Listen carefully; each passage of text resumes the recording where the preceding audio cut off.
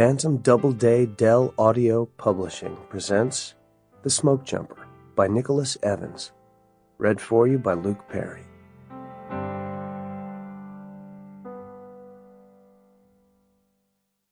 The important things in life always happen by accident. At 15, she didn't know much. In fact, with each passing year, she was a lot less clear about most things. But this much she did know. You could worry yourself sick about trying to be a better person, spend 1,000 sleepless nights figuring out how to live clean and decent and honest. You could make a plan and bolt it in place, kneel by your bed every night and swear to God you'd stick to it. Hell, you could go to church and promise properly. And then, out of the black beyond, like a hawk on a rat, some nameless catastrophe would swoop into your life and turn everything upside down and inside out, forever. Skye later reckoned that on the night in question, that old hawk must have been outside, sitting up on the roof, biding his time and watching the rat have a little fun, because it all started in a real low-key kind of way when those two women came sashaying into the bar. She didn't know who they were, but what they were was plain for all the world. The men they were with were close behind them and obscured, steering them through the crowd. Both wore cowboy hats, and from the corner booth across the room where Skye and her friends were sitting, she couldn't make out their faces. She watched them mostly because she was bored, which was kind of sad, too, considering it was her birthday. Her friends were slumped stoned and speechless beside her. The bar was a godforsaken dump so close to the railroad that the bottles shook and clanked whenever a train went by. For reasons that weren't too hard to fathom, the cops left the place alone, and so long as you weren't in diapers, the staff turned a blind eye to underage drinking. Consequently, much of the clientele was around the same age as Skye. A lot younger for sure than the four who had just walked in. They were at the bar now and stood waiting to be served. They had their backs to her, and Skye again found herself staring at them. She watched the tall man's hands moving on the black-haired woman's hips, and on her ass, and up her spine, to her bare shoulders, and saw him lean in close, nuzzling her neck. God, he was licking her. The man must have whispered something dirty because the woman suddenly threw back her head, laughed raucously, and made a playful attempt to slap him. The man laughed too and swiveled to avoid her. His hat fell off, and for the first time Skye could see his face. It was her stepfather. In those few moments before his eyes met hers, she glimpsed in his face a look she had never seen before, a kind of inner face that was still just a boy's, loose and joyful and strangely frail. Then she saw him recognize her and saw the boy vanish as swiftly as he had appeared. His face clouded and clenched, and became again the one she knew and feared and loathed. The one she saw when he came back in the early hours to the trailer, seething with drink and fury, and called her mother a squaw bitch and beat her until she howled for mercy, and then turned his foul attention upon Skye. He straightened up and headed toward the booth. Skye squashed out her cigarette, hoping he hadn't seen it. She stood up. Her stepfather reached the table, his eyes taking in the evidence, the beer bottles, the brimming ashtrays, the comatose bum she chose to hang out with. "What the fuck are you doing in here?" "Come on, it's my birthday." It was pathetic, but worth a try. "Don't give me that shit. You're just 15 years old. What the fuck do you think you're doing?" He lifted his hand to hit her, and although all her instincts told her to cower, somehow she managed not to. Instead, stood her ground, glaring at him.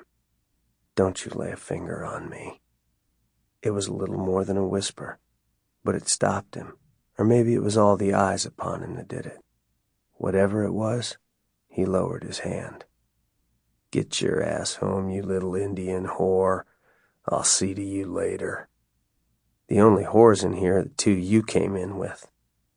He made a lunge for her, but she ducked out of his reach and ran for the door.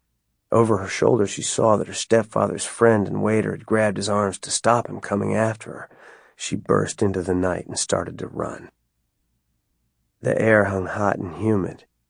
A freight train was going by, and she ran alongside, watching the lights beyond it strobe between the wagons.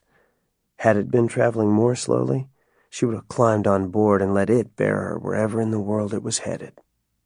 She ran until her smoke-seared lungs could take no more, and as she stopped, the train's last wagon went by, and she stood slumped with her hands on her knees, gasping and watching its taillights grow smaller and smaller. "Never mind, you can catch the next one." The voice startled her. It was male and close at hand. Skye scanned the darkness around her. "Over here."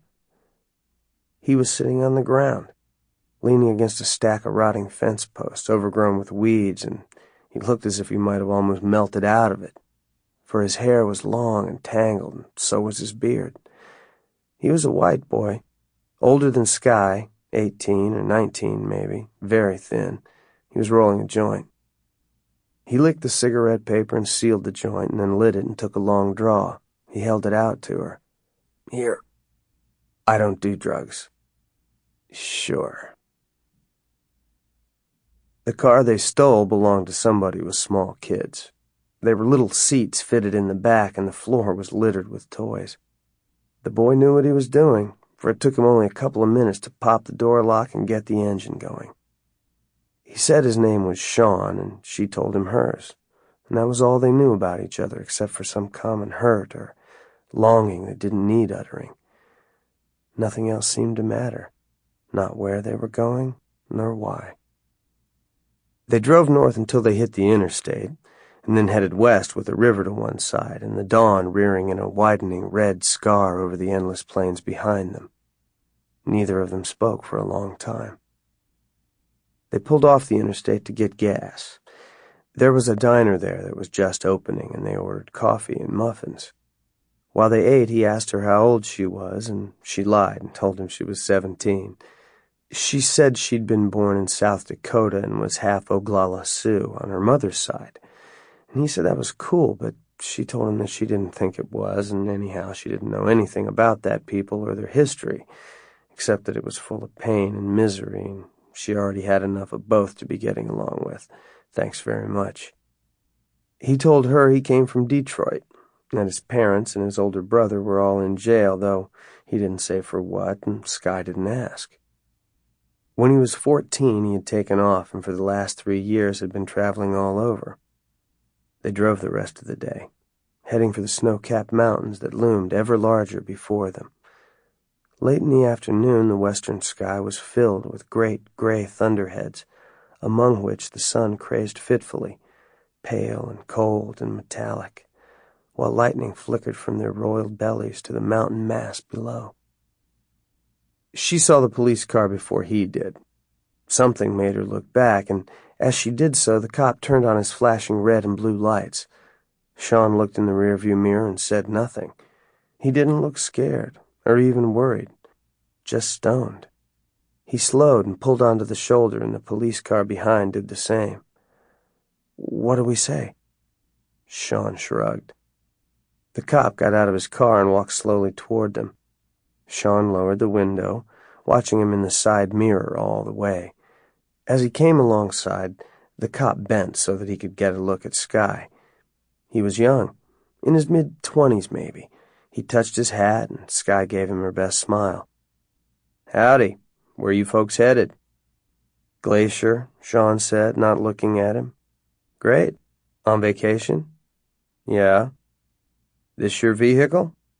"Belongs to a friend." "Uh-huh. Okay. Well, I'd like to see your driver's license, registration, and insurance, please." Sean reached for his bag, then turned back to the cop. "I forgot. All that stuff got stolen."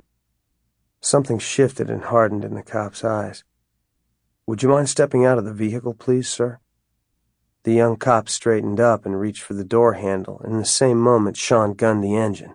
The cop yanked the door open and tried to grab Sean's shoulder, but the car was already moving, and he lost his balance and fell. Sample complete. Ready to continue?